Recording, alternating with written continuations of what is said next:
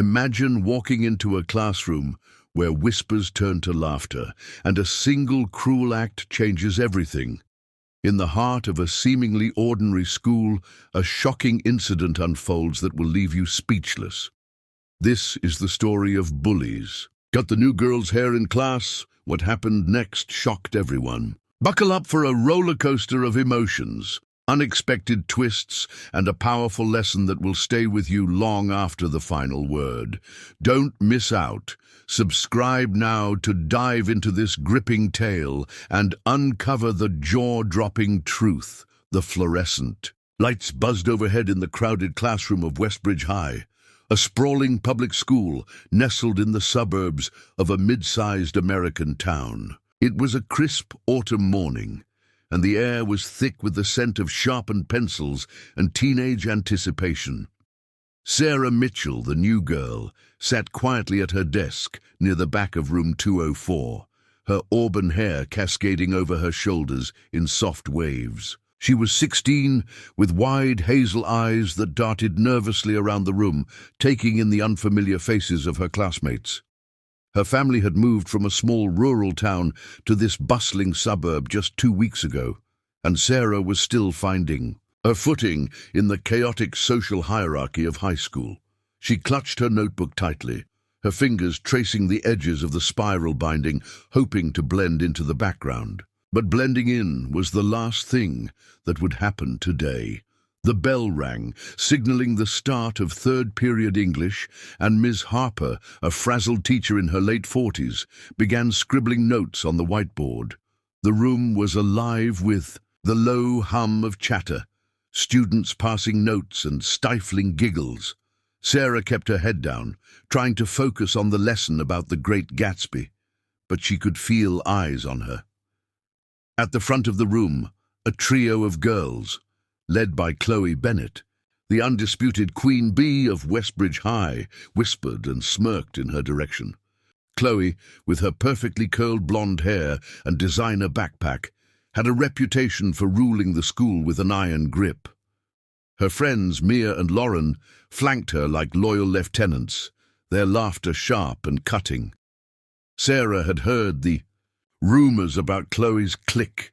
They were the kind of girls who could make or break you with a single word, and for reasons Sarah couldn't yet fathom, she had landed squarely in their crosshairs. It started innocently enough. A folded note landed on Sarah's desk, tossed from somewhere in the front row. She hesitated, her heart thudding, before unfolding it. The words were scrawled in bright pink ink. Nice hair, new girl. Too bad it's so extra.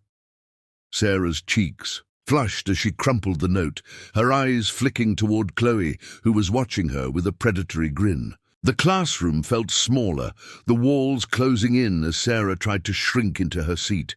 She told herself to ignore it, to focus on the lesson, but the whispers grew louder, the giggles more pointed. By the time Ms. Harper turned her back to write another quote on the board, Chloe and her friends had made their move. Mia, a wiry girl with a penchant for drama, slipped out of her seat and sauntered toward Sarah's desk. In her hand was a pair of small silver scissors, the kind used for art projects, glinting under the fluorescent lights. Before Sarah could react, Mia grabbed a thick lock of her auburn hair and with a swift snip severed it. The classroom erupted. In gasps and stifled laughter, Sarah froze, her breath catching in her throat as she stared at the severed strands now lying on her desk like a discarded ribbon. Chloe leaned forward, her voice dripping with mock sympathy. "Oops," she said, loud enough for the whole room to hear. "Guess you needed a trim," Lauren cackled, and the rest of the class either stared in shock or joined in the laughter, unsure how to react. Sarah's hands trembled as she touched the jagged ends of her hair. Tears stung her eyes, but she refused to let them fall. She wanted to scream, to run, to disappear, but her body felt glued to the chair. Ms. Harper, oblivious to the commotion, continued droning on about symbolism in Fitzgerald's work. Sarah's mind raced. Why her? She hadn't said a word to Chloe or her friends since arriving at Westbridge. She had kept to herself, eaten lunch alone in the library, and avoided trouble at all costs. But trouble, it seemed, had found her. Tika. Bell rang, and the classroom emptied quickly, students eager to spread the story of the new girl's humiliation. Sarah stayed in her seat, her hands clutching the severed lock of hair, her mind a whirlwind of shame and anger. She could still hear Chloe's voice echoing in her head, the cruel lilt of her words cutting deeper than the scissors ever could. But as she sat there, something shifted inside her. Sarah wasn't just the quiet new girl. She wasn't just a victim.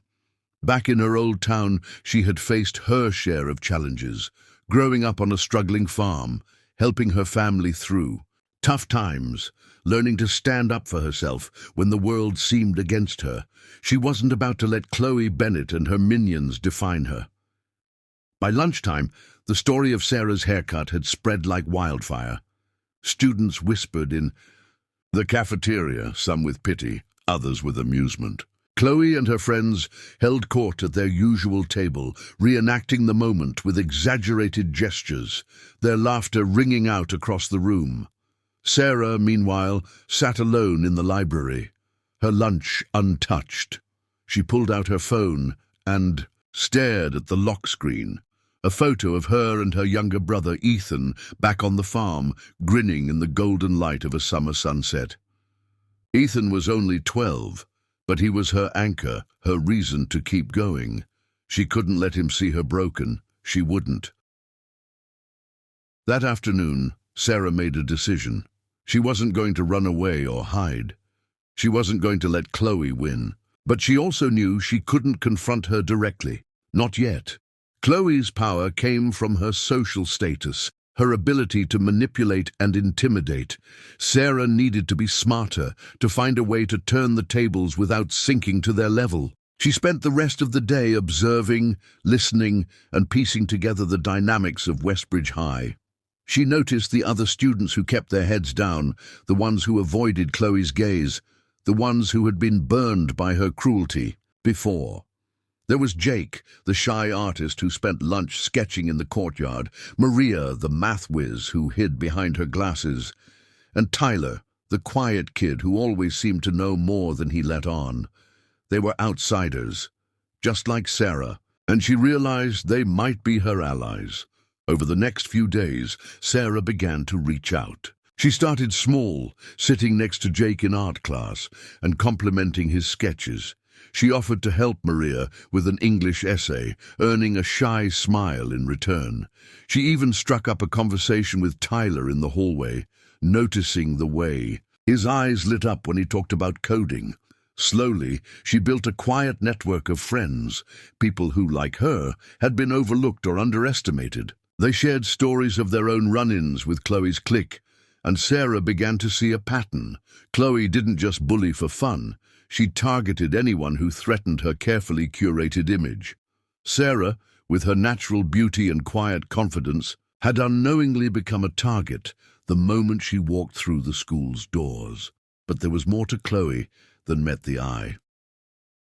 Sarah learned from Tyler, who had a knack for digging up information, that Chloe's perfect life wasn't so perfect. After all, her parents were going through a messy divorce, and her older brother had recently been expelled from college for reasons no one talked about.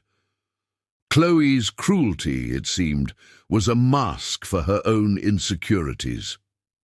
Sarah filed this information away, not out of malice, but because she knew understanding her enemy was the first step to outsmarting her.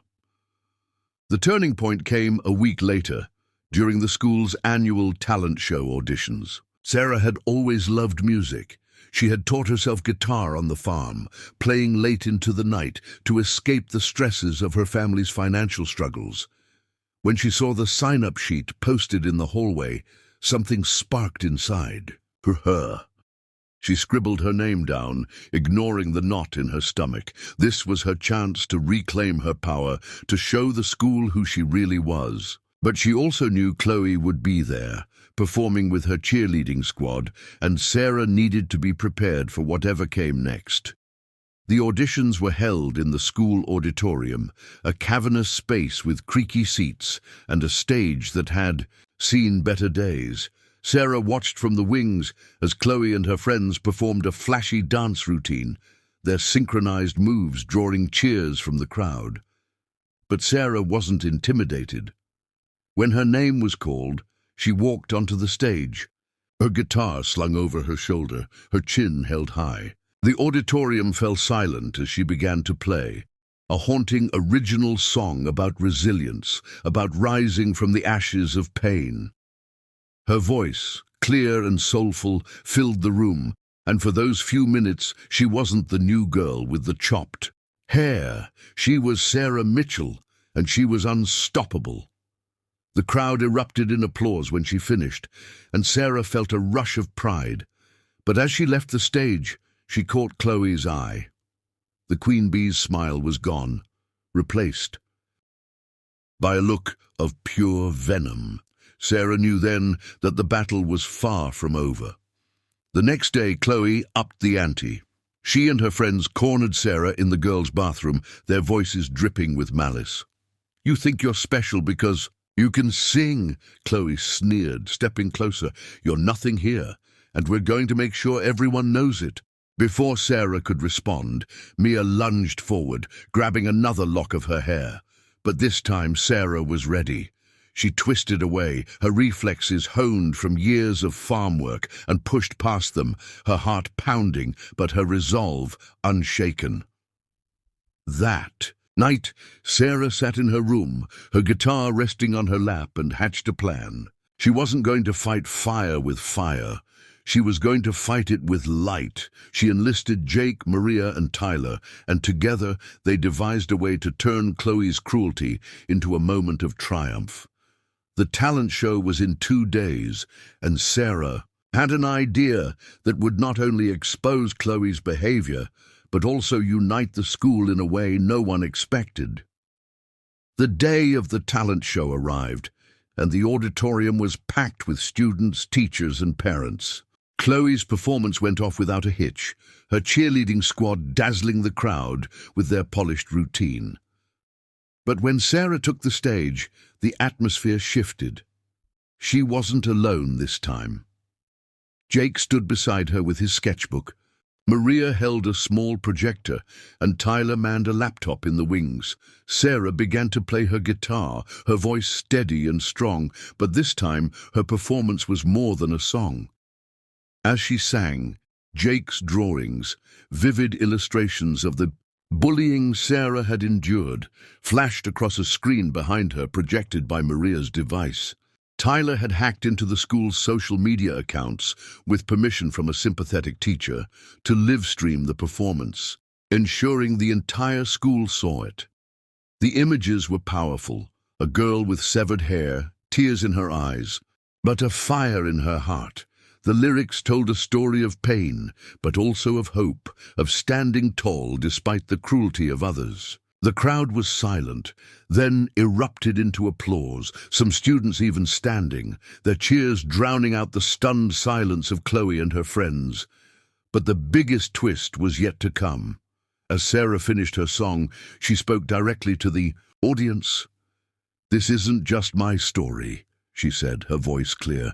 "It's the story of everyone who's ever been made to feel small. But we're not small, we're strong, and we're not alone."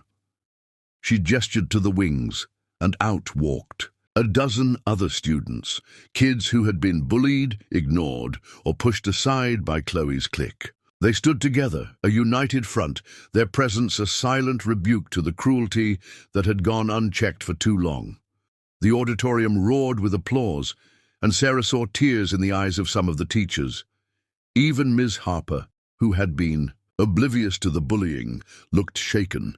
Chloe's face was pale, her usual confidence shattered. But Sarah wasn't done. In a final act of grace, she walked over to Chloe's table during the post-show reception and extended a hand. "I know things aren't easy for you either," she said softly. "You don't have to be this way." The room fell silent, all eyes on Chloe. For a moment it seemed she might lash out, but then, to everyone's shock, she took Sarah's hand. It wasn't an apology, not yet, but it was a start. In the weeks that followed, Westbridge High changed. The school implemented a new anti-bullying program driven by Sarah and her friends. Chloe, humbled by the experience, began to step back from her cruel ways, though it was a slow process. Sarah's performance became a legend, a story whispered in the halls long after she graduated. She had taken a moment of pain and turned it into a movement, proving that even the deepest cuts could heal with courage and kindness.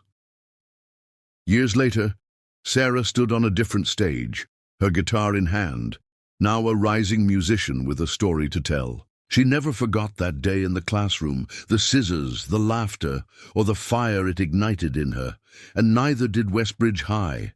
The new girl had come, she had been broken, and she had risen, shocking everyone, including herself.